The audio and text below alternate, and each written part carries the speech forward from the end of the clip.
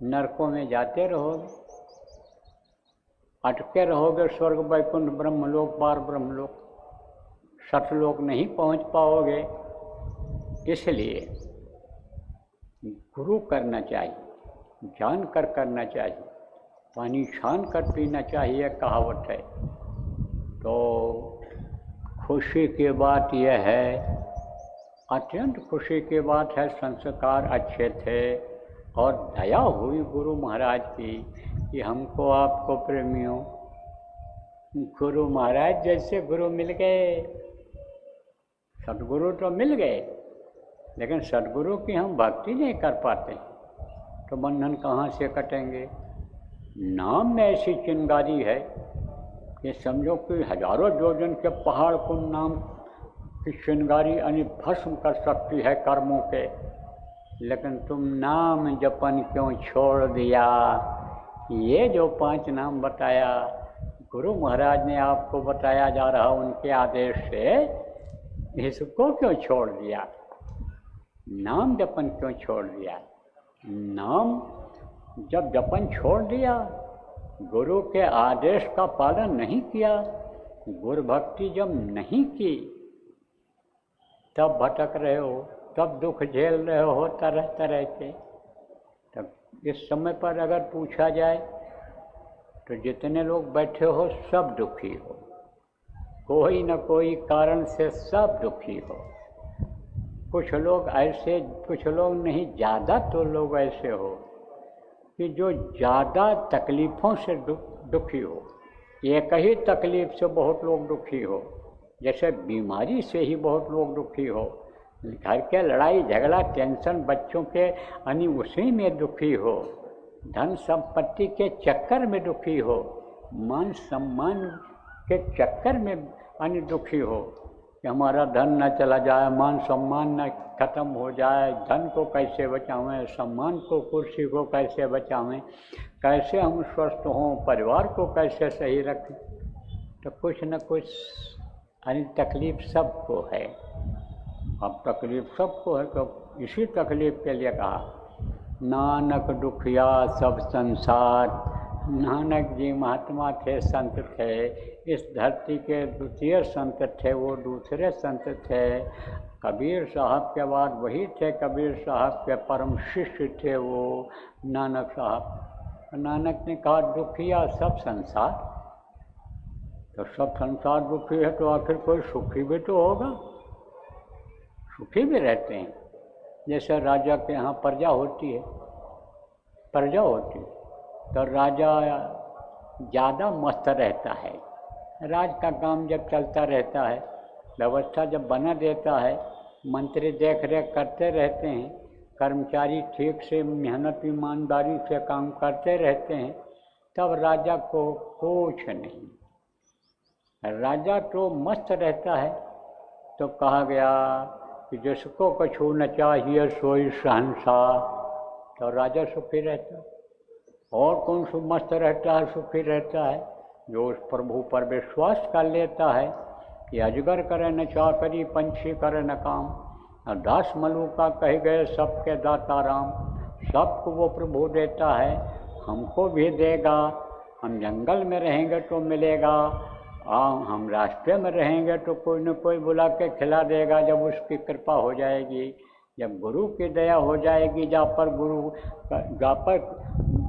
दया गुरु की होई, ता पर दया करें सब कोई। तो जिसको गुरु पर और प्रभु पर विश्वास रहता है, गुरु सक्षम मिल जाते हैं, हमेशा बच्चे की तरह से परवरिश करते हैं। इस बात को समझने की ज़रूरत है। तो सुखी वही, यानी आप ये समझो सुखी वही होता है, वही मस्त रहता है, बादशाह वही होता है कि जो यही सोच लेता है कि पैदा होने के पहले जो माँ के स्तन में दूध भरता परवरिश वो करेगा, तो वो बादशाह होता है, उसको कुछ नहीं चाहिए। इधर से दुनिया की तरफ से ध्यान हट जाता है, अच्छे साधक जैसे होते हैं ध्यान हट जाता है उनका, सब बच्चे कहता सोच लेता है बच्चे गुरु महाराज के अधीन हैं, गुरु महाराज हमारे बच्चों की संभाल कराएंगे। जब हमने चाहे गलती से बच्चे पैदा कर लिए, शादी ब्याह पैदा कर लिया, या गुरु के आदेश के अनुसार पालन किया, हमने आदेश का पालन किया कि बच्चा गृहस्थी में रहकर भजन करो अच्छा बनेगा। गृहस्थी के बाहर अगर निकलोगे तो आप यानी समझो कि धर्म का पालन ठीक से नहीं कर पाओगे, चाल चलन खराब हो सकता है, चोरी चकारी की आदत बन सकती, नीयत खराब हो सकती है, इसलिए शादी ब्याह कर लो। तो कहता है गुरु महाराज आपके बताए अनुसार अगर हमने किया तो ये सब बच्चे भी आपके ही हैं, आप देखोगे इसको, गुरु देखेंगे तो मस्त रहता कि नहीं रहता। जिसको कसूर न चाहिए सोई शहंशाह, वही बादशाह होता है। चाह गई चिंता गई, मनवा बेपरवाह, और जिसको कछु न चाहिए सोई शहंशाह। जब हर तरह की इच्छा खत्म हो गई, हर तरह की फिक्र खत्म हो गई, वही बादशाह हो, वही शहंशाह हो गया। तो कहा नानक साहब ने, अब आपको याद दिलाऊं, बात को पूरा करो। नानक साहब ने कहा सुखी भी हैं। कौन सुखी है? यही जैसे बताया बादशाहियत जिसके अंदर आ गई, बादशाहियत आ गई, त्याग आ गया जिसके अंदर, वो सुखी हो गया। यही सोचा कि पेट पालने के लिए खाना है, शरीर चलाने के लिए खाना है, कुछ भी मिल गया। भूखे में आप समझो नमक मिल जाता है तो कहता है नमक ही थोड़ी देर तक इस शरीर को चलाए रहेगा। सूखी रोटी मिल गई, उसी में संतुष्ट हो गया। कुछ भी मिल गया, एक कपड़ा मिल गया, उसी से अपने तन को ढक लिया, तो उसकी चिंता खत्म हुई कि नहीं हुई? 25 जोड़ा कपड़ा बनवा लिए, पता तो चला चूहों ने 2500 को पहनने के लायक नहीं रखा, कीड़े लग गए, दीमक लग गई। सुबह जब दूसरा कपड़ा बदलने के लिए गए, एक पहनने लायक नहीं रह गया। तो चिंता हुई कि नहीं हुई?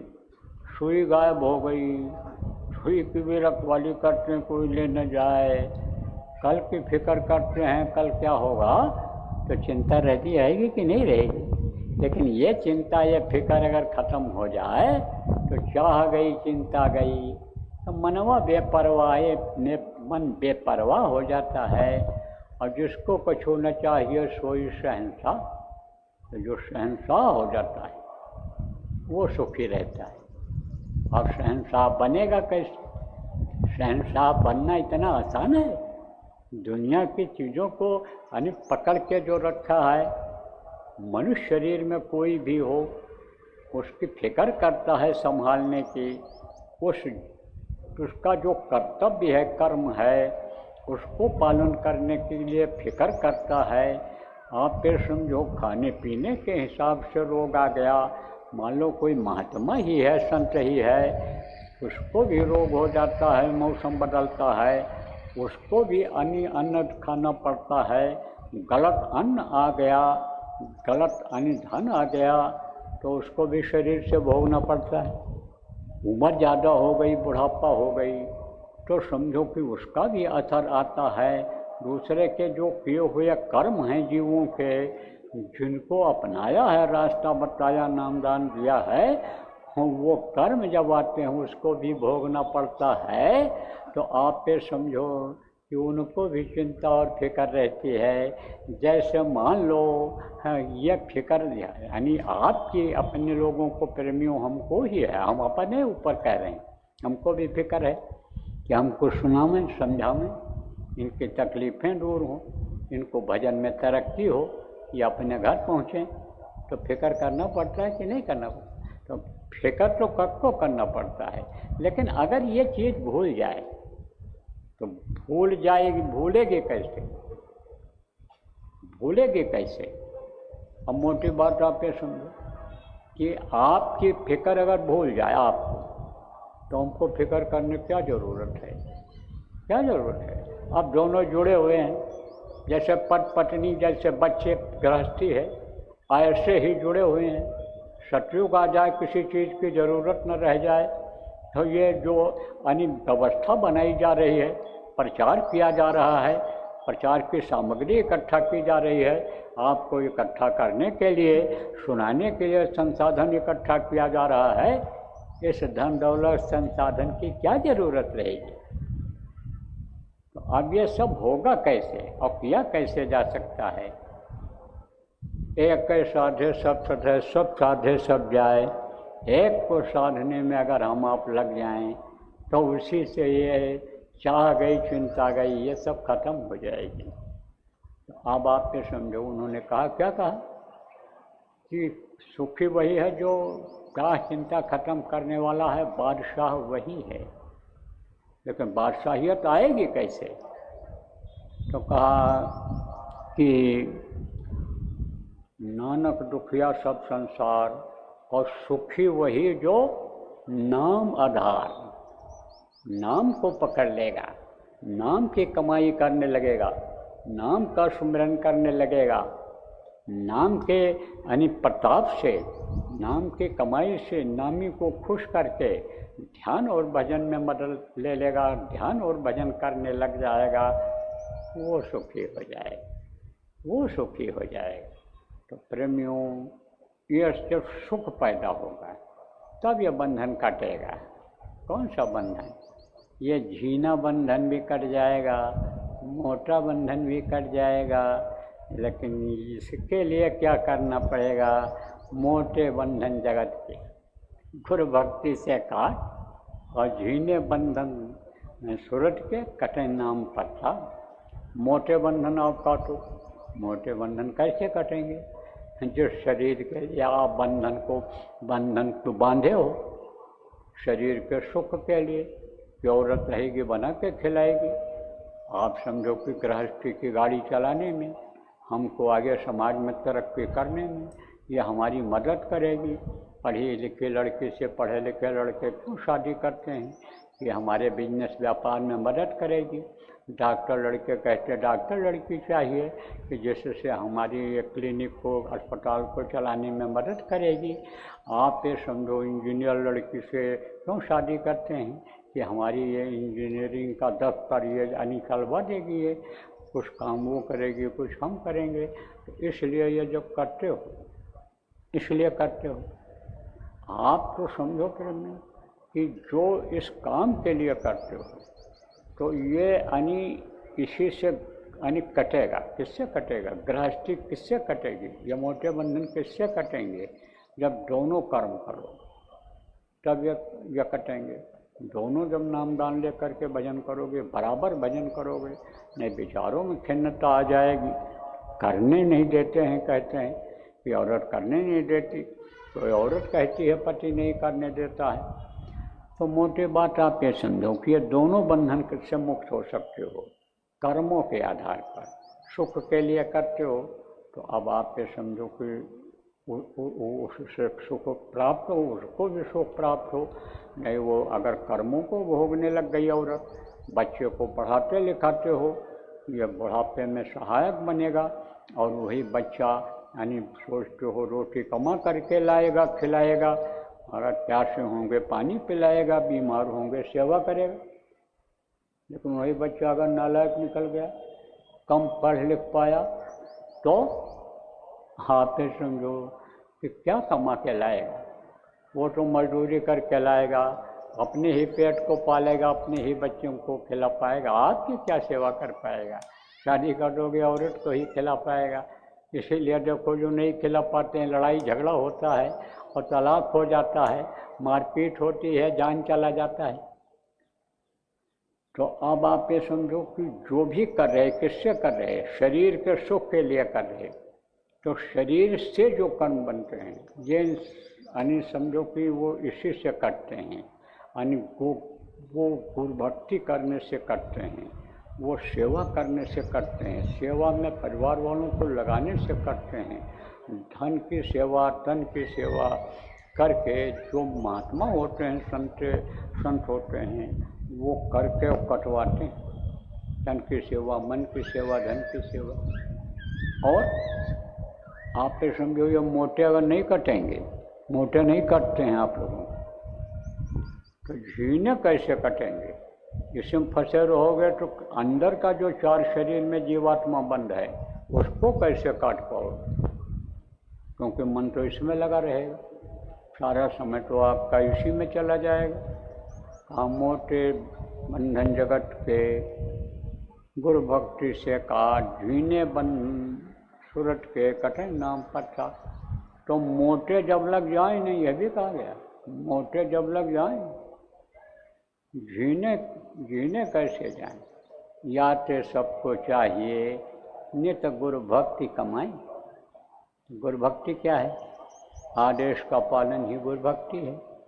तो यह भी आदेश किया गुरु महाराज कि गृहस्थ धर्म का पालन करो, गृहस्थी में रहो, लेकिन उसमें फंसे मत रहो। फंसे जाओगे तो फंस जाओगे, निकल नहीं पाओगे। ऐसे रहो कि जैसे एक कटोरे में शहद रख दिया जाए, एक मक्खी आती है कटोरे के ऊपर बैठ करके और शहद को खा करके उड़ करके चली जाती है, और दूसरी मक्खी आती है कटोरे में कूद पड़ती है, भरपेट शहद खाती है, लेकिन फंस जाती, निकल नहीं पाती। तो जैसे बहुत लोग फंसे हुए हैं, कम हैं, अरे कई करोड़ हैं।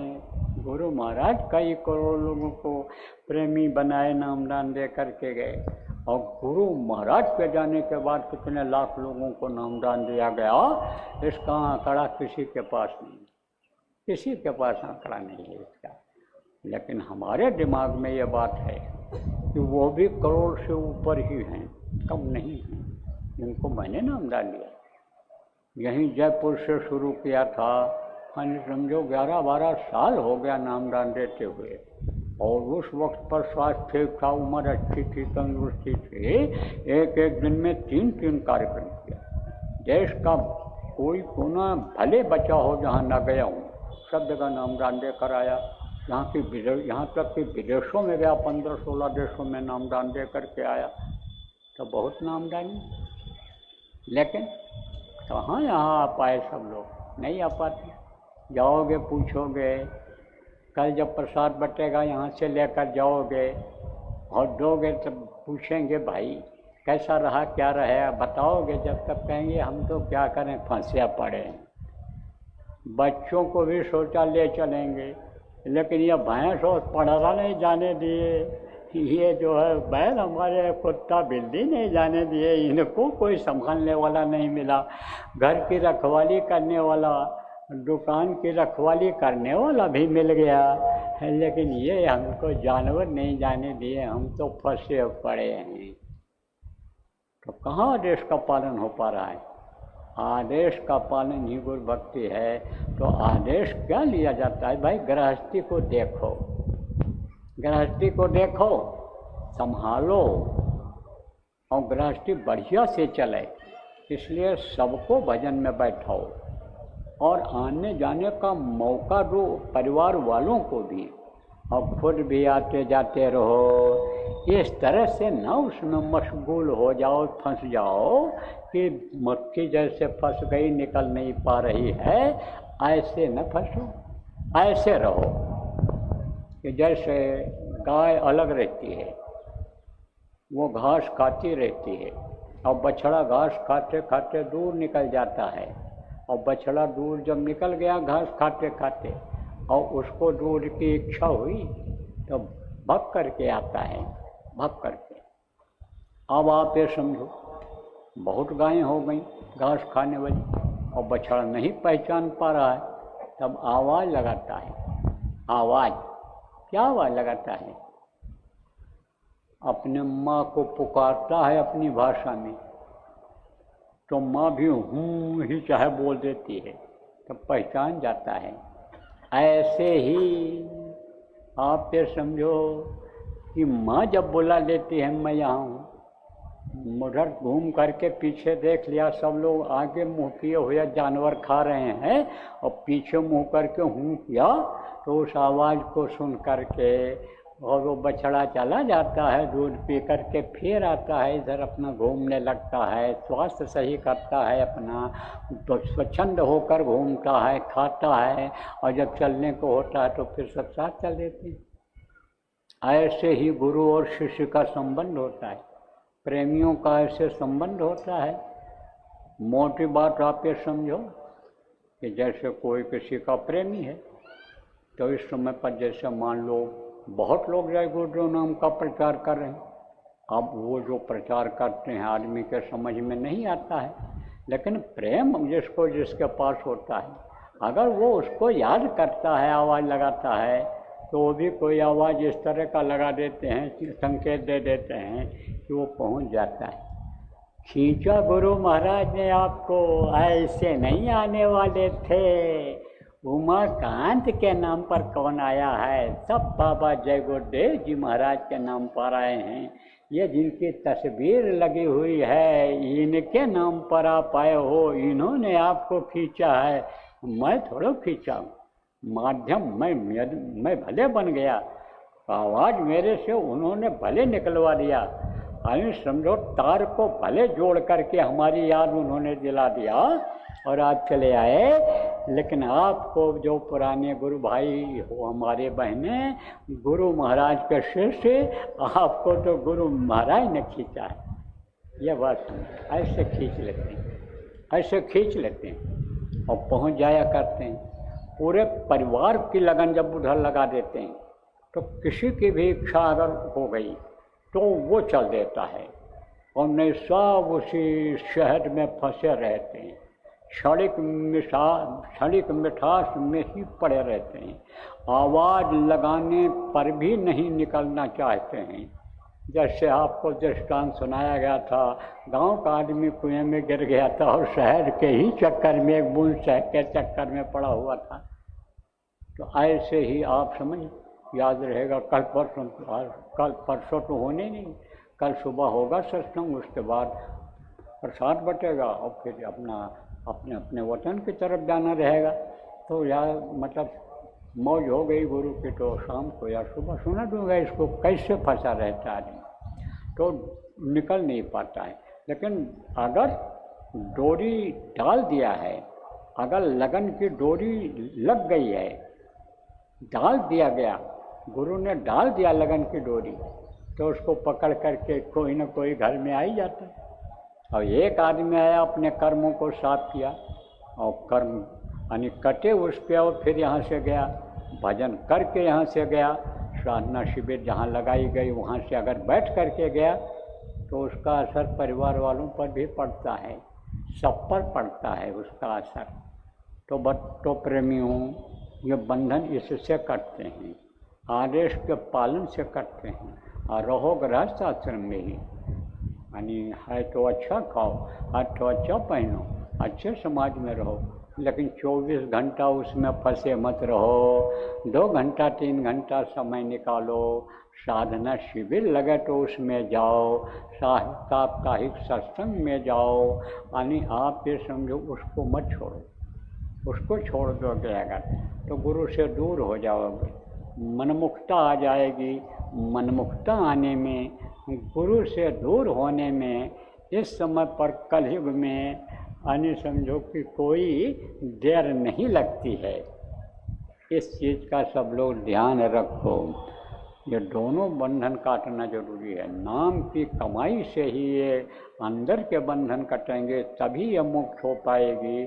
और जब तक बंधन ये नहीं कटेंगे तब तक ये जीवात्मा घर नहीं पहुंच पाएगी, और ये मौका फिर मिलेगा नहीं, मनुष्य शरीर फिर मिलेगा नहीं। बार बार न पाया मानुष जन्म की मौज, बार बार ये मिलने वाला नहीं है। इसलिए ये मनुष्य शरीर मिला है। तो यह आज संकल्प बनाओ, गुरु पूर्णिमा के पूर्व दिन यानी एक दिन पूर्व में आज ये संकल्प बनाओ कि हमको इसी जन्म में पार होना है।